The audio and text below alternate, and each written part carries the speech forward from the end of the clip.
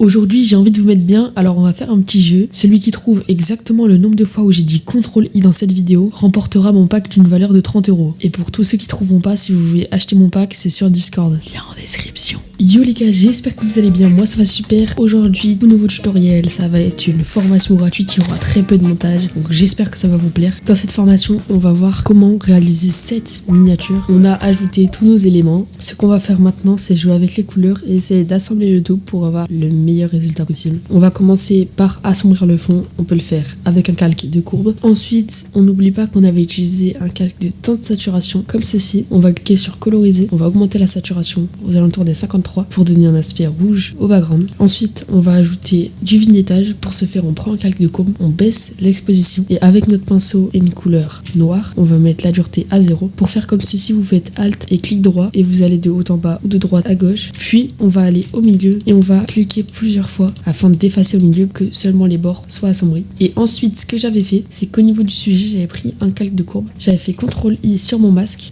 et j'avais cliqué ici pour éclaircir derrière le sujet, comme ceci, pour qu'il ressorte un peu plus. On a fini avec notre background, vous avez vu c'était très rapide. On va passer au plus long sûrement, les corrections de visage. On va prendre un calque de teinte de saturation, cliquer sur coloriser, augmenter la saturation, prendre une couleur vert, CTRL-I sur notre masque pour inverser. On va le mettre en masse d'écrêtage. Pour ce faire, Alt clic ou clic droit, créer un masque d'écrêtage ici. Puis avec une dureté à 100, on va venir peindre son pull pour le rendre vert. Pour rotationner l'écran comme ceci, je l'ai déjà dit dans ma vidéo précédente, mais on appuie sur R et on clique comme ceci. Moi ça m'aide à être plus précis lorsque je peins quelque chose parce que j'ai vraiment du mal à bouger la souris. Maintenant, comme vous pouvez le voir, ici ça fait quand même une sélection assez brute, on n'aime pas trop ça. Donc on va cliquer juste là et on va augmenter un tout petit peu le contour progressif. Et une fois qu'on a fait ceci, on peut affûter évidemment notre détourage avec notre pinceau. Une fois qu'on a fait ça, on peut jouer avec la luminosité, mais je trouve que là, ça rend bien. On va ensuite assombrir le bas de son pull. Pour ce faire, on va cliquer sur Alt et l'œil pour ne voir que lui. Puis on va assombrir avec notre courbe. CTRL-I sur notre masque toujours. Retenez bien ce raccourci, il est très important. Et maintenant, ce qu'on va faire, on va venir peindre en dessous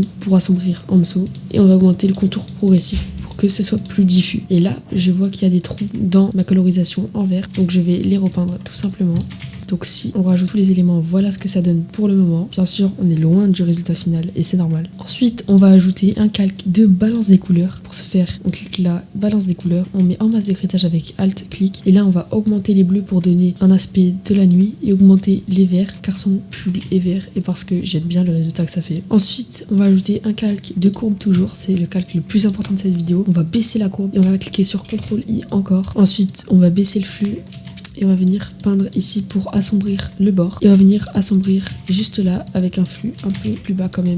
Une fois qu'on a fait ça, on va passer au Dodge and Burn. Pour ce faire, on va créer une courbe en cliquant ici, courbe. Vous commencez à connaître. On va baisser la courbe comme ceci, mettre en masse d'écrêtage et passer le calque en luminosité. Avec un pinceau blanc, on va venir peindre toutes les parties qui doivent naturellement ne pas être éclairées, telles que sur les bords du nez, les narines. Je pense que vous avez compris l'idée. Vous pouvez jouer avec le flux. Je pense qu'on en a fini avec le burn. On va tout de suite passer au Dodge. On crée un autre calque de courbe et cette fois-ci on va monter la courbe vers le haut. Enfin, on peut pas la monter vers le bas, tu me diras. Et on va venir peindre en blanc cette fois-ci toutes les zones qui doivent être éclairées naturellement, telles que les joues, le front, le cou et les plis des vêtements. On en a fini avec le Dodge and Burn, voilà le avant-après. Maintenant on va passer aux yeux. Pour ce faire, on crée un calque de teinte de saturation, on baisse la saturation à 0, puis on va faire encore une fois CTRL-I, on va zoomer et on va s'occuper des yeux. Pour ce faire, on va peindre en blanc avec un flux à 100%, le blanc des yeux pour le désaturer tout simplement. Donc là j'ai peint vraiment à l'arrache, on va affûter ça. Ensuite on va augmenter la luminosité. Ensuite, on va recréer un deuxième calque de teinte de saturation, mais on va pas le faire n'importe comment. On va d'abord cliquer sur CTRL et on va cliquer sur le masque de ce calque. On va en créer un nouveau. Cette fois-ci, on va cliquer sur coloriser. On va augmenter la saturation pour prendre une couleur rouge. On va double-cliquer sur le calque et on va la glisser vers la gauche. Et puis on va maintenir Alt et on va glisser encore vers la gauche. Voilà ce que ça donne. Ensuite, on va lui faire des cernes. Pour ce faire, rien de plus simple. On prend encore une fois un calque de courbe. On va baisser la courbe ici, mais on va également baisser la courbe ici et on va également aller dans les teintes bleues et monter la courbe légèrement. On va ensuite faire CTRL-I et le mettre en masse d'écrêtage et on va venir peindre nos cernes tout simplement comme ceci. On peut jouer évidemment avec le flux. Une fois que vous avez peint, vous pouvez bien évidemment affûter les couleurs. C'est ce que je vais faire. Donc voilà, là j'ai mes cernes. Donc on a temporairement fini les corrections de visage. On va y revenir juste après. On va d'abord s'occuper du bureau et du PC. Le bureau, ça va être assez simple. On va ajouter un calque de balance des couleurs. On va mettre le bleu à +19 et on va le mettre en masse d'écrêtage. d'écrêtage. Après ça ajoute vraiment une teinte bleutée mais c'est léger. On va ensuite ajouter une courbe, on va la baisser jusqu'ici, on va cliquer sur RVB et dans les bleus on va monter la courbe. Une fois que c'est fait, on va faire les ombres de l'ordinateur, mais avant ça on va améliorer le détourage qui est assez frauduleux. Pour ce faire, on clique sur notre masque de fusion, on prend un pinceau blanc ou noir si on veut enlever ou ajouter et on va venir peindre. Maintenant que c'est fait, on peut passer aux ombres. Pour ce faire, on va créer encore une fois une courbe qu'on va mettre en masque d'écrêtage, on va la descendre jusqu'ici et on va faire CTRL I encore une fois. Et là, ça va être assez spécial, donc écoutez bien. On va prendre l'outil lasso polygonal et on va venir sélectionner juste comme ça l'ordinateur. On va faire en sorte de dépasser un petit peu des contours, mais il faut pas dépasser beaucoup. Hop.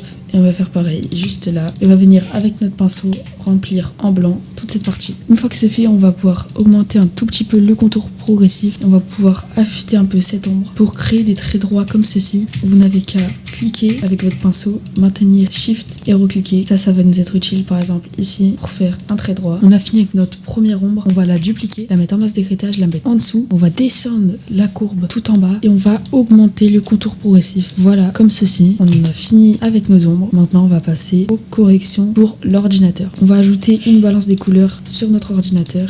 Pour ce faire, on clique là, balance des couleurs. On va mettre le bleu à plus 11. Ici, on va mettre moins 3 et ici, moins 4. Pour que ça donne un aspect bleuté, on va le mettre en masse d'écrêtage et on va ajouter une courbe qu'on va mettre jusqu'ici, toujours en masse d'écrêtage. On va même faire quelque chose que j'avais pas fait sur notre exemple. On va prendre une courbe qu'on va mettre ici en masse d'écrêtage. CTRL I pour inverser ce masque. Et on va venir peindre là où on a mis les ombres, comme ceci. Et vous allez comprendre juste après pourquoi je fais ça. On va monter un peu la courbe et augmenter le contour progressif, car on va réduire un peu l'ordinateur ainsi que ses ombres, parce que je le trouve trop grand. Et on va le décaler un petit peu, comme ceci. Ensuite, on va passer à ce logo. Donc pour créer la perspective que j'ai fait juste ici, ça va être assez simple. On n'aura qu'à utiliser un seul outil, je vais vous le montrer dès à présent. Ça s'appelle distorsion et ça permet de faire des choses comme ça. Donc ce qu'on va faire, on va tout d'abord faire CTRL T, clic droit, symétrie axe horizontale, parce que quand ça reflète, c'est logique que ça fera un effet miroir. Et ensuite on va faire clic droit, distorsion, et on va prendre les côtés du PC, enfin de l'écran du PC plutôt. On va les assembler avec notre logo comme ceci. Donc on va bien prendre cette perspective et là, comme vous pouvez le voir, le logo a pris la bonne perspective et là on dirait vraiment qu'il est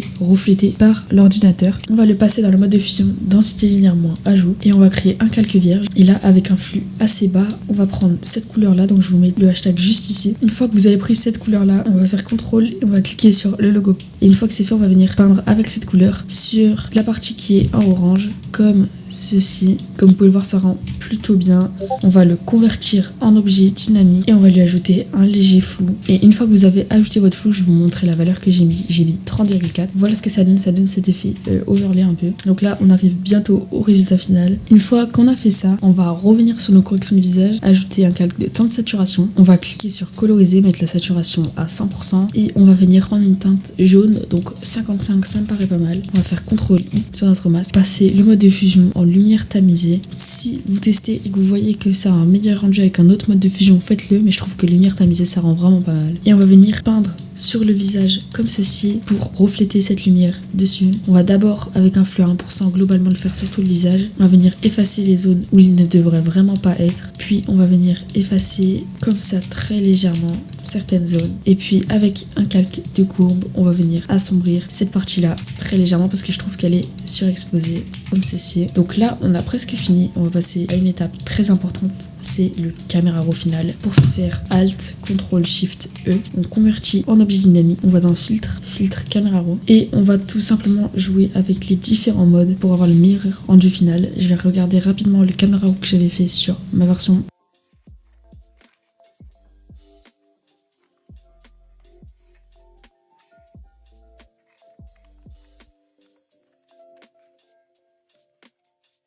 Et là, la dernière étape, ça va être la galerie d'effets de flou. Et voilà le résultat final. Si cette vidéo vous a plu, n'hésitez pas à mettre un pouce bleu. Je donne vraiment tout pour que mes vidéos soient le plus qualitatives possible. Donc n'hésitez pas à me soutenir, ça me fait extrêmement plaisir. Et moi je vous dis ciao.